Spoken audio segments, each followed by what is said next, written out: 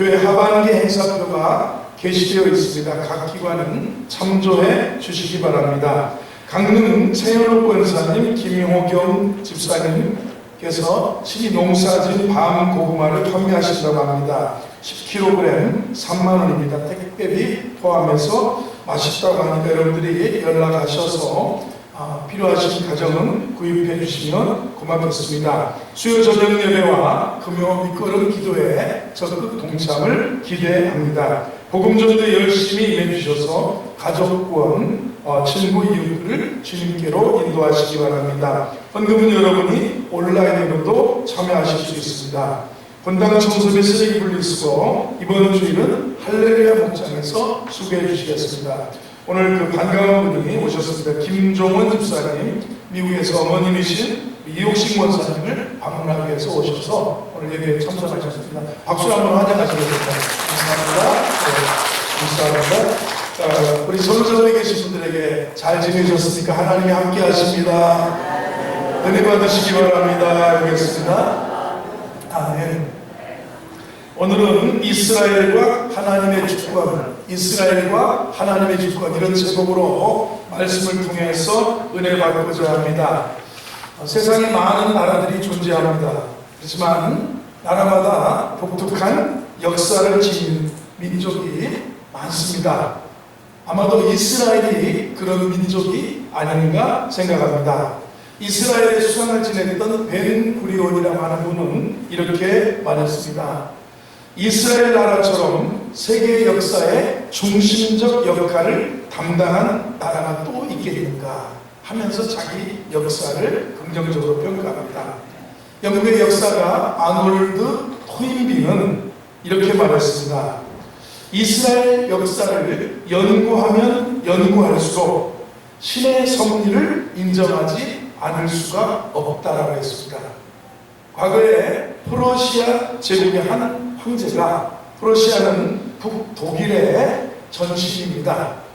프로시아 제국의 한 황제가 황실에서 일하고 있던 황실 목사에게 이렇게 말합니다. 나는 신을 믿고 싶지만 신이 있다는 증거가 없어서 못 믿겠다. 이렇게 말했습니다. 그때 황실 목사가 이렇게 대답했습니다. 폐하시오. 제가 폐하에게 하늘과 땅을 창조한 신이 살아있다는 단순하고도 명백한 진리를 증거를 드리겠습니다. 그것은 바로 이스라엘의 역사를 보면 하나님이 살아계시다는 구체적인 증거를 알 수 있습니다. 라는 유명한 대답을 했다는 겁니다. 2000년 가까이 국토를 상실한 채 전 세계에 흩어져서 디아스포라의 운명으로 살아온 이스라엘 민족을 우리가 생각해 볼 수 있습니다. 소위 반유대주의라는 전 세계의 격렬하고도 거센 핍박을 견디면서도 자기들의 고유의 문화와 전통과 철학과 야훼 하나님을 섬기는 종교와 언어를 그대로 보존해내다가 2000년 만인 1948년 5월 14일 극적으로 팔레스타인에서 민족 국가를 부활시키는데 성공한 드라마 같은 역사를 갖고 있는 민족이 이스라엘 민족입니다. 여러분, 불과 우리 한국도 대한민국도 40년도 안 되는 일본의 강점기를 보내면서 우리 고유하는 것들을 많이 억압당하는 가운데 잊어버리기도 하고 빼앗겨버린 것들이 많습니다. 그런데 그들은 세계 모든 곳에서 다른 사람들의 증오의 대상이요 혐오의 대상이 되어왔음에도 불구하고 가장 많은 노벨상 수상자를 배출했고 세계 역사의 발전에 기여한 민족이라는 사실입니다. 오늘 사도 바울은 본문에서 이스라엘의 역사를 통해서 본 하나님의 주권론을 전개합니다.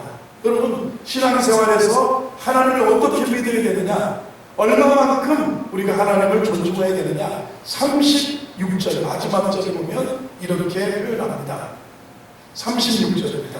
계속해서 시작. 이는 만물이 주에게서 나오고 주로 말미암아 주에게로 돌아가리라. 그에게 영광이 세세 있을지어다. 여기 이 말씀이, 이 본문이 만물이 주로부터 나오고 그리고 주로 말미암아 진행이 된다는 얘기예요. 여러분, 모든 것들이 주로부터 나와나가는 겁니다. 그리고 주로 말미암아 역사가 진행이 되고 개인의 흥망성쇠도, 개인의 행복과 불행도, 개인의 모든 일도 주로 말미암아 진행이 된다.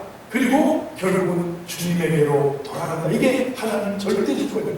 여러분이 불행하는 것도 어쩌면 하나님의 계획 속에 있는 절대 주권 속에, 내가 그 사람을 만난 것도 우연이 아니라 하나님의 주권 속에, 만물이 주에게서 나오고 주로 말미암아 진행되고 다시 주에게로 돌아간다는 하나님의 주권을 나타내는 대표적인 본보기로 이스라엘 민족의 역사를 제시하고 있다는 겁니다.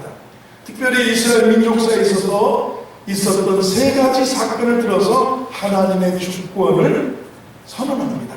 세 가지 사건은 첫째로 이스라엘 민족을 선민으로 선택하신 사건입니다. 은혜로 선택하셨습니다. 아브라함을 선택했고, 그리고 아브라함의 후손인 이스라엘 민족을 선택했다는 게 하나님의 절대 주권이에요. 아니 좋아서 선해서 그 민족이 착해서가 아니라 하나님의 주권이에요. 하나님이 절대 주권이라는 거예요. 그리고 또 하나는 잠시 선택했고 복 주셨던 민족을 잠시 동안 버린 사건. 그래서 이 구원이, 이 예수 그리스도의 복음의 구원이 이방인들에게 퍼져서 이스라엘은 그리스도를 안 믿고 살아가는 이 잠시 동안의 버림의 사건을 통해서 또 하나님의 주권을 본다는 겁니다. 그리고 세 번째는 다시 이스라엘이 회복되는 사건을 통해서 하나님의 주권을 말씀하고 있습니다. 이 세 가지 사건을 통해서 본 하나님의 주권론을 본문을 통해서 살펴보며 신앙생활의 만물이 주에게서 나오고 주로 말미암아 역사가 진행되고 그리고 주님에게로 돌아간다는 하나님의 주권을 믿는, 주권을 우리가 의지하는 그런 신앙의 성숙함이 있게 되기를 주의 이름으로 축원합니다. 우연이 아니고 팔자가 아니고 하나님 만물이 주께로부터 나오고 주로 말미암아 진행되고 그리고 주에게로 돌아가고 그리고 이 모든 것들을 통해서 영광이 세세의 그분에게 있을지어다 하는 주권 사상이 담겨져 있다는 겁니다.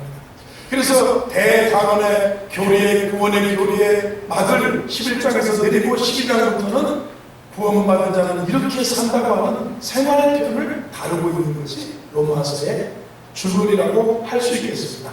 자, 첫 번째로 오늘은 이스라엘의 선택을 통해서 하나님의 주권의 은혜성을 우리가 확인할 수가 있습니다. 이스라엘 민족이 선민으로 선택된 이유는 뭘까요? 이스라엘 민족이 다른 아랍 사람들보다 어떤 우수한 자질을 가졌기 때문입니까? 그것도 아니고 이스라엘 국가가 주변 지상의 많은 나라에 비해서 훨씬 도덕적이었기 때문에 하나님이 이스라엘을 선택한 것도 아니라는 겁니다. 전적인 하나님의 은혜와 주권에 의해서 선택되어졌다는 것이 본문의 핵심 내용입니다. 여러분, 야곱과 에서를 하나님이 이미 어머니의 뱃속에서부터 내가 에서는 미워하였고 야곱은 사랑한다 하면서 야곱을 선택하셨다고 말씀하셨습니다. 야곱의 생애를 보면 얼마나 사랑받지 못할 짓을 많이 했습니까? 그럼에도 불구하고 하나님이 야곱을 사랑하셨다. 그가 태어나기 전부터 사랑하신 하나님의 경륜, 야곱을 통해서 이스라엘의 민족에 대한 특별한 계획이 이전부터 하나님에게 있었고 그 계획으로 인해서 하나님은 이스라엘 민족을 선민으로 선택하셨다는 겁니다. 하나님은 그 백성을 선택하셔서 그분이 이루고자 하셨던 계획을 성취하기 위해서 이스라엘 백성의 불신앙에도 불구하고 이스라엘 사람들을 믿는 사람들로 남겨두셨다는 겁니다. 여러분, 오늘 본문 1절부터 한번 보겠습니다. 그러므로 내가 말하노니 하나님이 자기 백성을 버리셨느냐? 그럴 수 없느니라. 나도 이스라엘 백성이요 아브라함의 씨에서 난 자요 하나님이 미리 아신 자기 백성을 버리지 아니하셨나니 너희가 성령이 엘리야를 가리켜 말하는 것을 알지 못하느냐? 그가 이스라엘 하나님께 고발하되 2절 3절입니다. 주여 그들이 주의 선지자들을 죽였으며 주의 제자들을 허려버리고 나만 남았는데 내 목숨도 참나이다. 4절을 봅니다. 그에게 하신 대답이 무엇이냐? 내가 나를 위하여 바알에게 무릎을 꿇지 않은 사람 7,000명을 남겨두었으니 5절부터 6절에서 이렇게 그런즉 이와 같이 지금도 은혜로 택하심을 따라 남은 자가 있느니라. 은혜로 택하셨다는 이 주권이에요. 은혜로 택하셨어요. 지금 세상이 다 탈종교화돼서 이 종교가 필요 없다. 하나님이야. 계시면 뭐 계시인가 보다 하고 그냥 살아가는 이 시대에 자기 자신을 보라는 사도 바울 자신 이와 같이 지금도 은혜로 택하심을 따라 남은 자가 있다. 여러분 남은 자라는 거 중요합니다. 다 엘리야 시대에 이렇게 말했다는 겁니다. 이 엘리야 시대에 엘리야가 나만 남았습니다. 다 백성들이 줄을 버리고 떠났습니다 할 때 내가 나를 위해서 7,000명을 바알에게 무릎 꿇지 아니한 사람 7,000명을 남겨주셨다. 여러분도 이 시대에 볼 때 하나님 눈에서 볼 때 남은 자와 같은 다 주를 떠났다 할지라도 은혜로 택하심을 받아 하나님의 은혜로 선택받아 남은 자 같은 그런 모습으로 믿음을 가지고 살아가는 은혜가 있기를 주의 이름으로 축원합니다. 그리고 하나님께서 이스라엘 민족에 우리를 택하신 이유는 이건 은혜예요. 그리고 선택이에요. 우리들의 경우도 한번 생각해 보세요. 우리가 오늘 예배 드리고 있습니다. 찬양 드리고 있습니다. 그리고 우리가 주님께 쓰임받을 수 있는 이유는 우리가 다른 믿지 않는 사람들보다 더 나은 점이 있는 게 아니라 오늘 우리가 특권을 누리는 하나님이 우리를 주권적으로 선택해 주십니다. 바닷가에 모래알같이 많은 사람들 중에서 저와 여러분을 선택해 주셨고 은혜 주셨기 때문에 예배하며 믿음으로 살아가며 복된 삶을 살아가고 있다는 겁니다. 아멘이신가요? 네. 우리의 업적이 아니라 전적인 하나님의 주권 때문이고 우리를 그렇게 쓰시고자 하는 하나님의 은혜의 계획이다. 하나님의 선택이고 하나님의 은혜고 하나님의 은혜의 계획이다. 이것이 하나님의 주권이에요. 절대 주권이에요. 믿으시면 아멘 하시기 바랍니다. 나를 이렇게 선택해 주셨고 내게 이렇게 은혜 주시고 나를 이렇게 살아가게 쓰여주시고 사용하신다는 것이 하나님의 만물이 주께로부터 왔고 주를 통해서 이루어지고 있는 것이고 그리고 주에게로 돌아간다. 이것이 하나님의 주권이라는 겁니다. 바울은 이스라엘의 선택을 통해서 하나님의 주권의 은혜성을 먼저 확인했습니다. 두 번째, 바울은 하나님의 주권을 또 한 번 여기서 11장에서 뭐라고 하냐면 이스라엘의 버림받은 사건에서 찾아봅니다. 왜 하나님은 에서는 미워하고 야곱을 사랑하셨을까? 하나님의 주권의 승리가 있는데 소수의 남은 자들은 하나님을 믿었지만 대다수의 이스라엘 백성들은 여전히 하나님을 불신하고 불순종하는 자리에 있었습니다. 도대체 이스라엘 백성을 선택해 놓고도 대부분 이스라엘 백성들이 오늘 불순종의 자리에 있도록 그대로 허용하시는 이유는 뭐냐면 오늘 본문에 읽지는 않았지만 11절을 성경에 쓰신 분은 11절을 한번 따라가면서 읽어보세요. 그러므로 내가 말하노니 그들이 넘어지기까지 실족하였느냐? 그럴 수 없느니라. 그들이 넘어짐으로 구원이 이방인에게 이르러 이스라엘로 시인하게 함이니라. 이스라엘 백성이 버림받은 이스라엘 백성이 넘어지는 그 사건을 통해서 하나님은 구원이 이방인에게 넘어가게 합니다. 여러분 야구 경기 좋아하시죠? 대한민국 사람들이 야구 경기 너무너무 좋아하잖아요. 특히 여자 청년들이 여자분들이 야구를 너무너무 좋아해요. 가고 막 흥분해서 막 제가 야구장을 딱 인생에서 3번을 가봤어요. 딱 3번을 가봤는데 우리 호산단 청년들하고 인천의 문화경기장에 갔었고 그 전에 제가 여기 텍사스에 있을 때 박찬호가 경기한다고 해가지고 텍사스에 볼탁 경기장에 박찬호 선수가 등판한다고 해서 거기 가서 야구 경기를 거기서 잠깐 공부할 때 보러 갔는데, 와, 미국 사람입니다. 그때 제가 40불을 냈는데 4만 원, 4만 5천 원 냈는데 8만 명, 10만 명이 모였는데 제일 꼭대기에서 두 번째 줄이었어요. 박찬호가 보이지 않아서 나중에 쭉 내려서 봤는데, 이 청년들하고 야구 경기하는 야구 볼이 있잖아요. 볼이 던져지고 이쪽으로 던져지는데 볼이 이렇게 던져졌어요. 복음이라는 공이 있습니다. 복음이라는 공을 이스라엘에게 던져주셨습니다. 그랬더니 복음의 공은 이스라엘이 거절했습니다. 받아들이지 않았습니다. 그래서 이 공이 이방인에게 넘어갔습니다.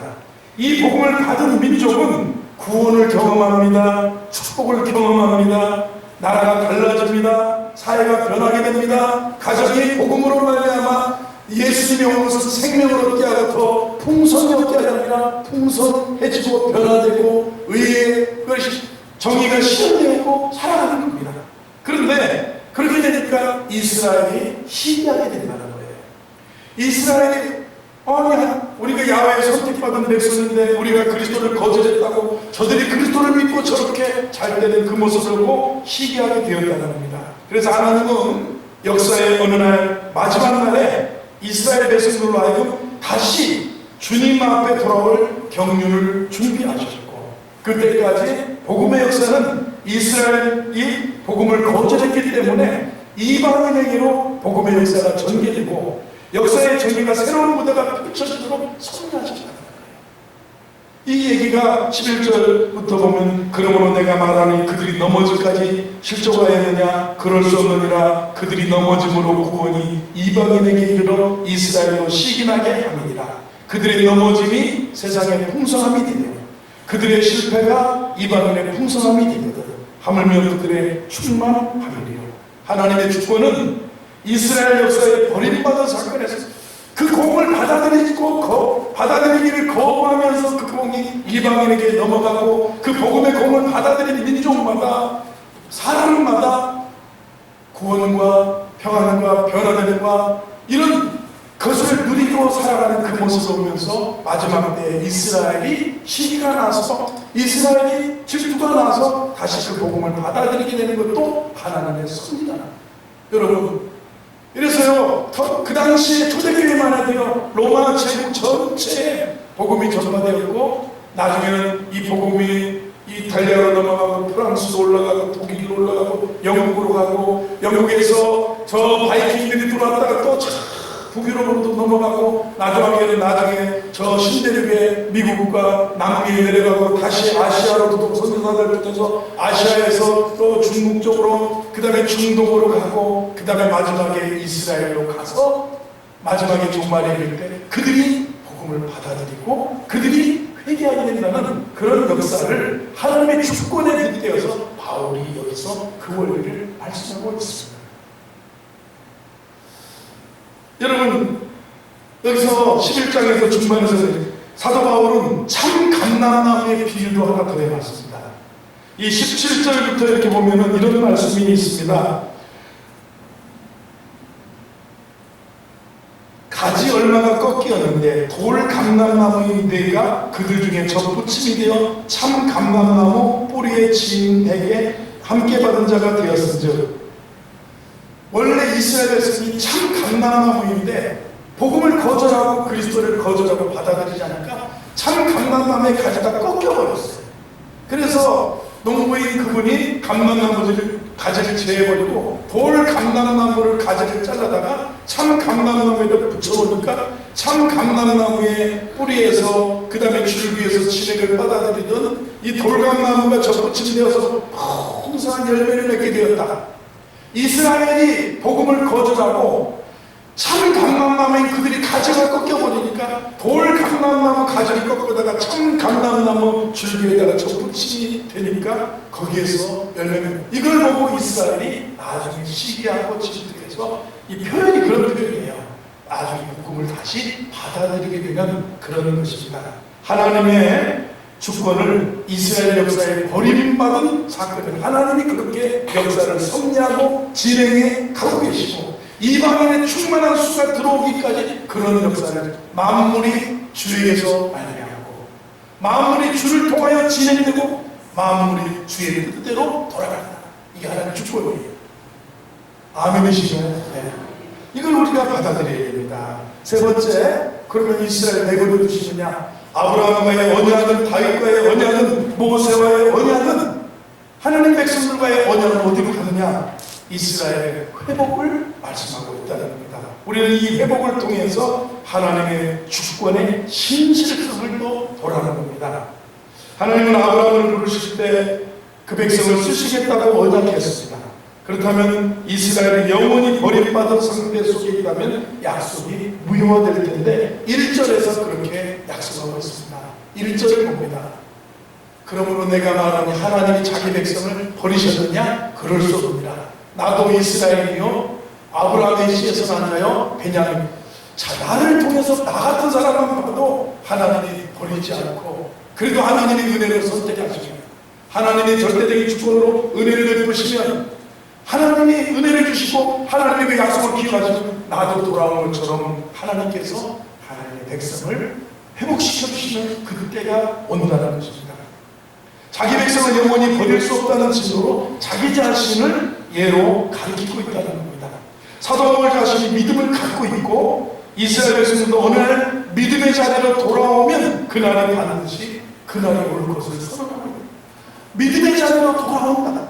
바울이 믿음을 갖고 있고요. 그 믿음을 선포하고 있고요. 그저 내가 복음을 부끄러워하지 아니하노니 이 복음은 모든 믿는 자들에게 구원을 주시는 하나님의 능력이 됩니다. 첫째는 유대인에게요, 둘째는 헬라인에게로 받아. 복음을 부끄러워하지 않고 이 복음을 믿는 자에게 구원을 주신다는 약속을 붙들고 이스라엘도 회복될 것을 자기의 예를 통해서 말씀하고 있습니다. 그러면 왜 27절 오늘 본문에 있습니다. 26절입니다. 26절 뒤에 보세요. 26절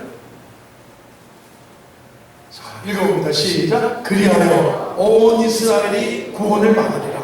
기록된 바 구원자가 시온에서 오사 야곱에게서 경건치 않은 것을 돌이키시겠고 온 이스라엘이 믿음의 자리로 돌아오면 다시 그 복음을 받아들이면 복음의 공을 받아들인다면 온 이스라엘이 구원을 받고 구원자가 시온에게 오사 야곱에게서 경건치 않은 것들을 돌이키시겠고 27절 내가 그들의 죄를 없이 할 때 그들에게 이루어진 내 언약이 이것이 하나님의 언약은 반드시 회복되고 이루어진다. 하나님의 주권은 모든 것이 주께로부터 왔고 주님을 통해서 주님을 통해서 주님 뜻대로 진행되고 있고 그리고 주님 뜻대로 역사가 돌아가는 것이다. 이게 하나님의 주권입니다. 그러면 언제까지 이렇게 되느냐? 25절입니다. 25절을 읽어봅니다.